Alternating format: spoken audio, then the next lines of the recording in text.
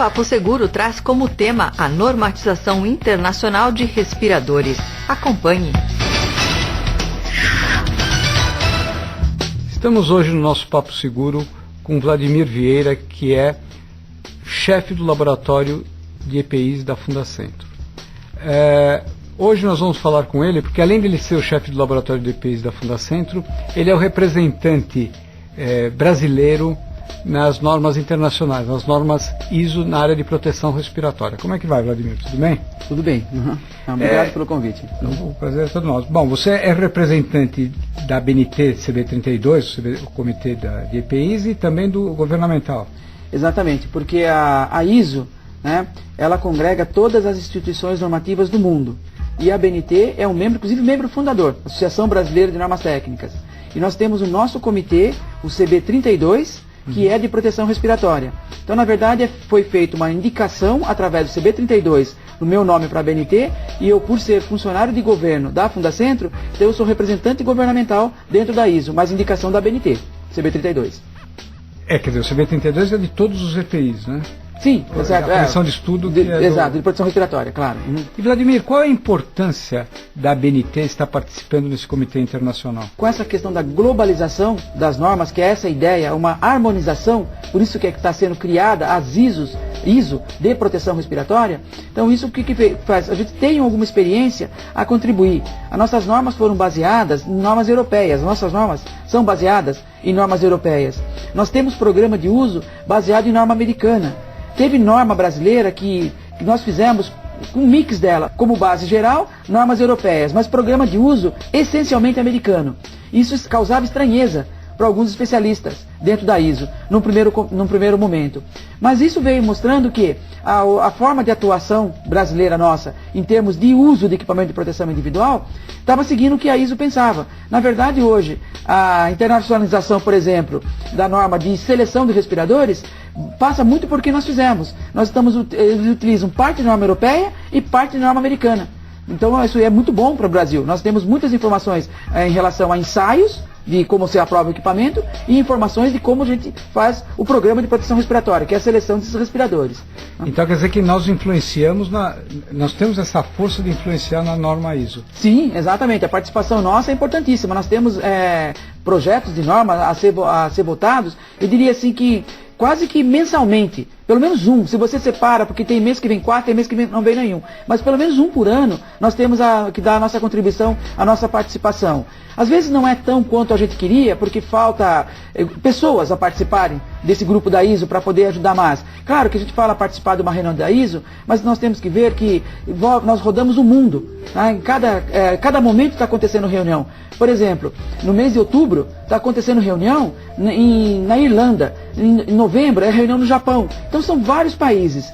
Instituições similar à Fundacentro, por exemplo, instituições de governo, elas designam um servidor, um funcionário deles, para só acompanhar as reuniões da ISO. Então essa pessoa fica participando dessas reuniões em todas as reuniões que tem da ISO. Ou seja, rodando o mundo todo ano, discutindo e participando desse grupo de trabalho.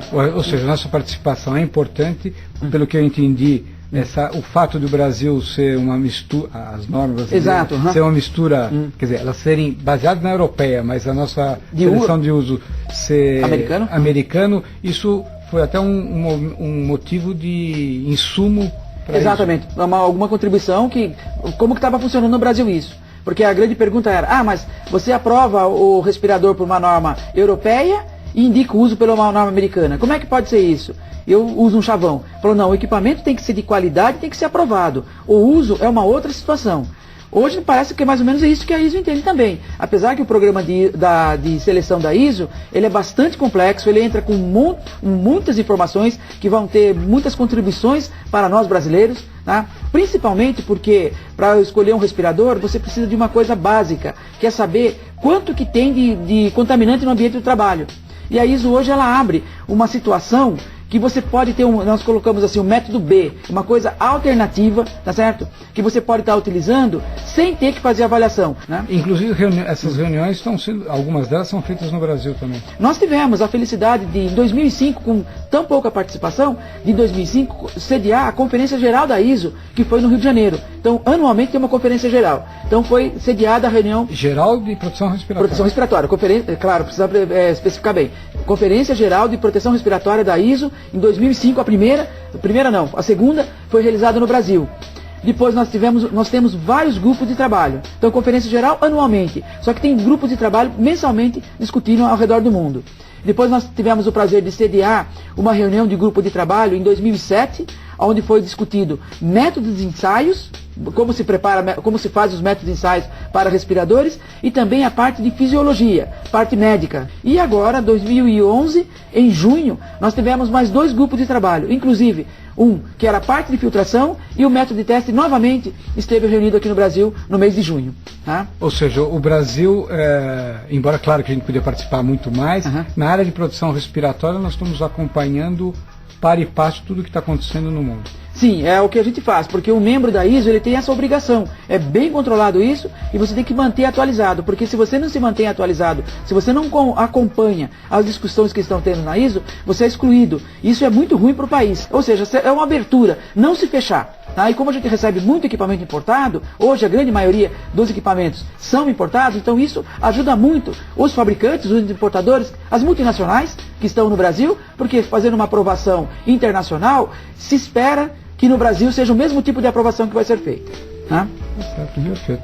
Eu agradeço a sua presença mais uma vez aqui no nosso programa e espero que você volte outras vezes realmente. Com prazer. Muito obrigado. Eu que agradeço.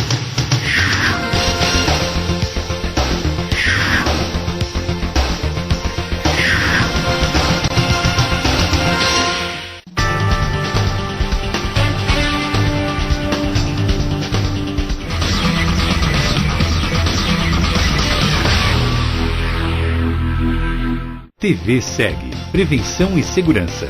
Oferecimento Leal, sinônimo de confiança há 45 anos. Botas 7 Léguas, qualidade Alpargatas. E Luvex, protegendo a pele do trabalhador brasileiro.